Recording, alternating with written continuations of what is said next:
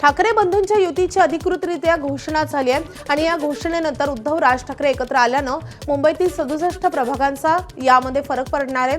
2024च्या विधानसभा निवडणुकीत पडलेल्या मतांवरून हे चित्र स्पष्ट होत आहे। मतांची आकडेवारी लक्षात घेता मनसे आणि उद्धव सेनेची युती ठाकरे बंधूंना पूरक ठरू शकते, तर मराठी बहुल पट्ट्यात त्यांची ताकद वाढवणारी ठरणार असल्याची आकडेवारी सांगते।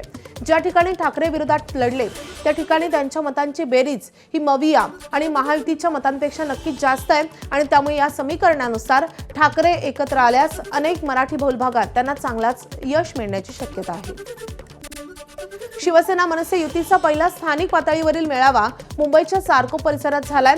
सकाळपासूनच परिसरात शिवसैनिक आणि मनसैनिकांची मोठी गर्दी होती। ढोल ताशांच्या गजरात भगवे झेंडे ठाकरे बंधूंच्या घोषणांनी संपूर्ण सार्को परिसर दणाणून गेलेला होता। मराठी अस्मितेच्या जयघोषात हा मेळावा एका अभूतपूर्व शक्ती प्रदर्शनासह पार पडलेला आहे। मेळाव्यात शिवसेनेकडून विनोद घोसाळकर, विश्वनाथ नेरुळकर, विलास पोतनीस, तर मनसेकडून कुणाल मानकर, नयन कदम, अवधूत चव्हाण, अनिल खानविलकर आणि हेमंत कांबळे यांची उपस्थिती होती। सर्व नेत्यांनी एकत्र येता मंचावर येत युतीची ताकद आणि एकजूट दाखवून दिली आहे। ठाकरे ब्रँड हा फायर ब्रँड ऍक्टिव्ह झालेला आहे। तसेच आयटीही कार्यकर्ते ऍक्टिव्ह झाले ते आपल्याला या काय आमची एकमेकांची ओळख काही लोकांची नसते, तो एक उद्देश होता की सगळे एकत्र येतील, दोघांची मतं एकमेकांना कळतील, आता निवडणुकीला सामोरं कसं जायचं ह्या गोष्टींची जरा पदाधिकाऱ्यांना जाण करून देणं गरजेचं आहे। हा एक विचार होता, त्या विचाराने आम्ही हा मेळावा घेतला। मला वाटतं हा मेळावा मला त्या युतीचा ऐतिहासिक मेळावा म्हणायलाही हरकत नाही आणि पहिला मेळावा आहे, संपूर्ण महाराष्ट्रामध्ये हा पहिला मेळावा आहे। मुंबई महापालिकेसाठी काँग्रेस आणि वंचित यांच्या युतीचा निर्णय आज होण्याची शक्यता आहे। जागा वाटपाची चर्चा अंतिम टप्प्यात असून वंचितनं काँग्रेसकडे 50 जागांची मागणी केली आहे, मात्र काँग्रेसनं वंचितसाठी केवळ 10 ते 15 जागा सोडण्याची तयारी दर्शवली आहे।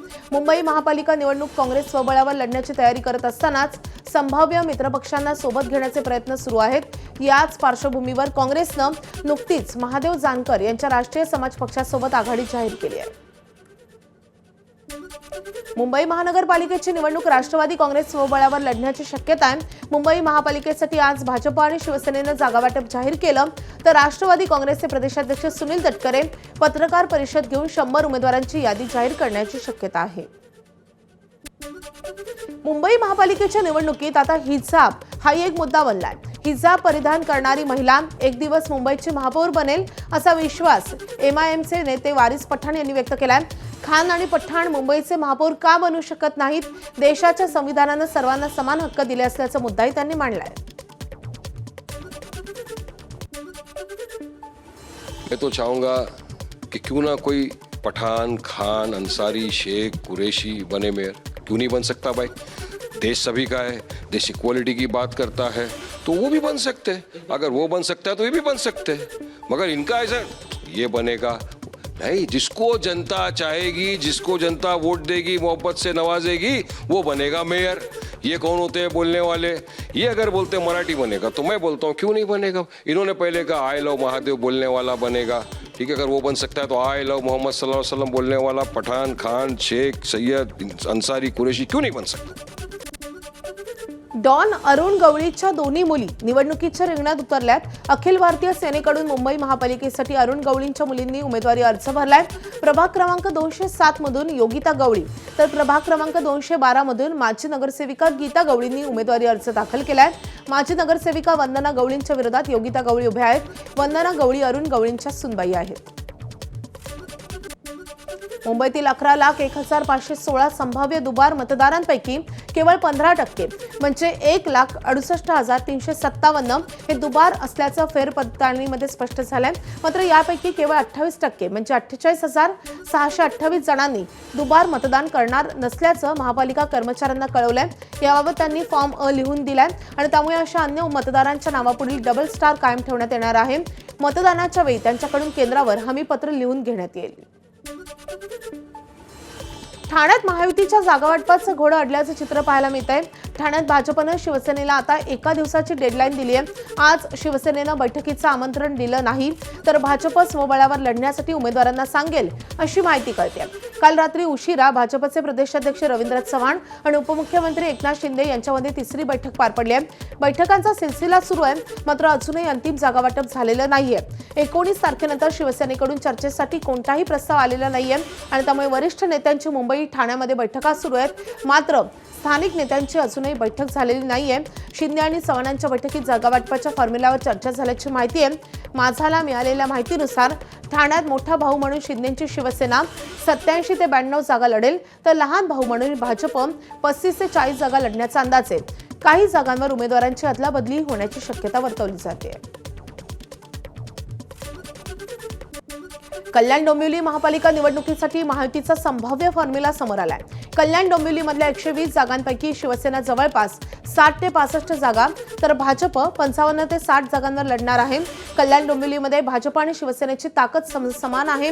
भाजप प्रदेशाध्यक्ष रवींद्र चव्हाण यांच्यासाठी ही निवडणूक अतिशय प्रतिष्ठेची मानली जाते. मागील काही दिवसात भाजपात झालेल्या मोठ्या पक्षप्रवेशाचा फायदा महायुतीला होऊ शकतो.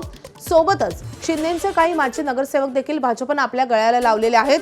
अशातच भाजपकडून समसमान जागा वाटप व्हावं अशी मागणी समोर येते.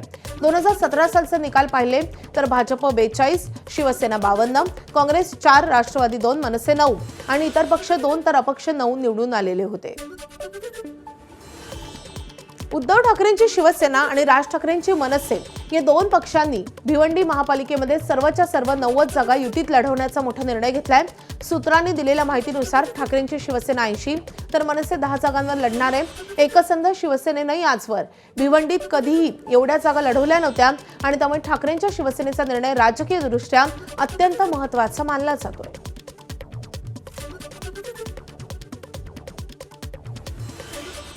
नाही, जागेंचा तिढा तुम्ही सांगत असाल, पण आमच्याकडे सुटसुटीत झालेला आहे. आम्ही त्यांना सांगितलं की बाबा तुम्हाला 10 जागा लढायच्या आहेत, कुठल्याही सांगा तुम्ही, आम्ही द्यायला तयार आहोत आणि ते आम्ही दिलेले आहेत त्यांना. 2006 ते 2026 ही एवढी वर्ष पब्लिकची इच्छा होती की राज ठाकरे उद्धव ठाकरेंनी एकत्र यावं, पण काही दुर्दैवी घटनांमुळे ते होत नव्हतं, पण आज ते झालेलं आहे. मीरा भाईंदरमध्ये शिवसेनेचे मंत्री प्रताप सरनाईक आणि भाजपचे आमदार नरेंद्र मेहता यांची बैठक पार पडली आहे.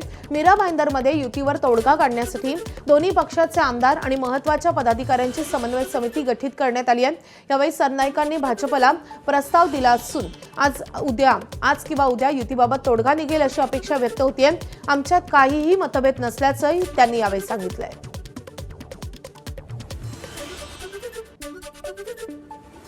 चांगली चर्चा झाली, सकारात्मक चर्चा झाली.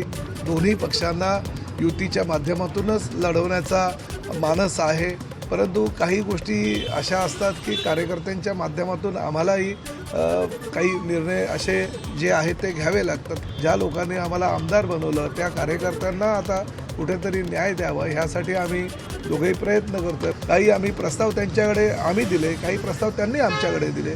आता वरिष्ठांशी चर्चा करून मी एकनाथ शिंदे साहेबांशी चर्चा करेल, ते रवींद्र चव्हाण साहेबांशी चर्चा करून आम्ही 2 दिवसामध्ये ह्या बाबतीतला निर्णय घेऊ. दोन्ही महायुतीचा ह्याच्यातच आहे की निवडणूक लढावी तर चांगलं होईल आणि परंतु त्यांनी त्यांचा प्रस्ताव आम्हाला दिला, आम्ही आमचा प्रस्ताव त्यांना दिला, तेही त्यांचा विचार करतील. आमची नंतर कोर कमिटी जर विचार करतील. मी माझा प्रदेश अध्यक्ष साहेबांशी बोलणार, ते बोलतील, वरती बोलून नंतर त्यातला एक काही ना काही सुवर्णमार्ग तोडगा निघेल असं आम्हाला तरी वाटते. आता वेट अँड वॉच. पुण्यात महाविकास आघाडीच्या नेत्यांची काल बैठक पार पडली आहे. या बैठकीला ठाकरेंच्या शिवसेनेकडून सुषमा अंधारे उपस्थित होत्या. महाविकास आघाडी म्हणून चर्चा झाली आहे. आज पुन्हा जागा वाटपाबाबत चर्चा करू अशी माहिती सुषमा अंधारे यांनी बैठकीनंतर दिली आहे.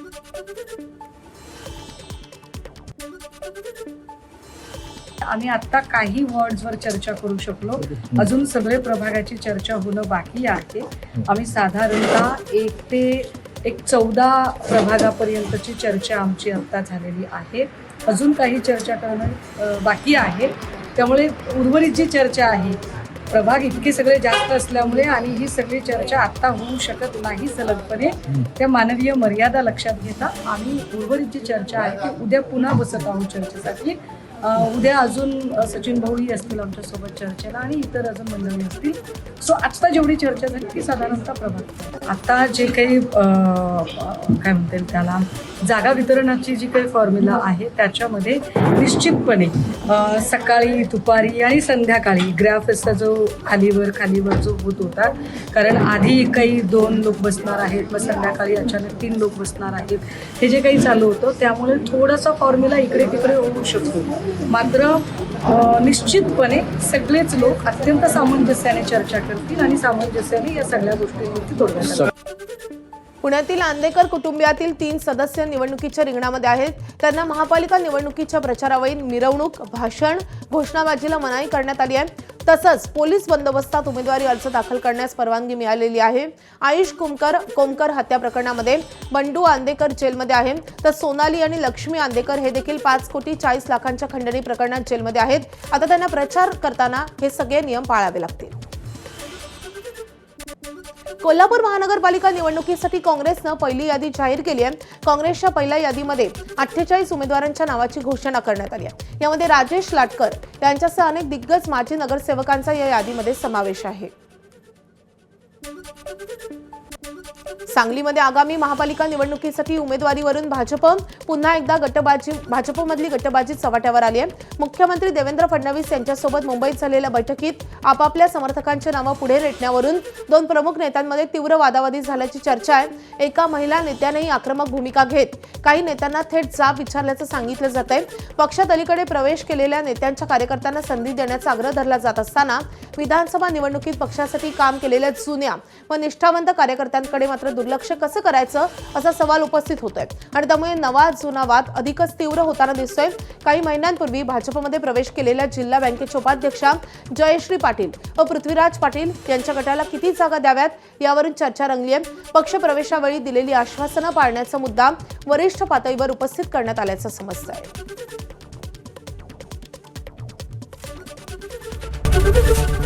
एबीपी माझा, उघडा डोळे बघा नीट.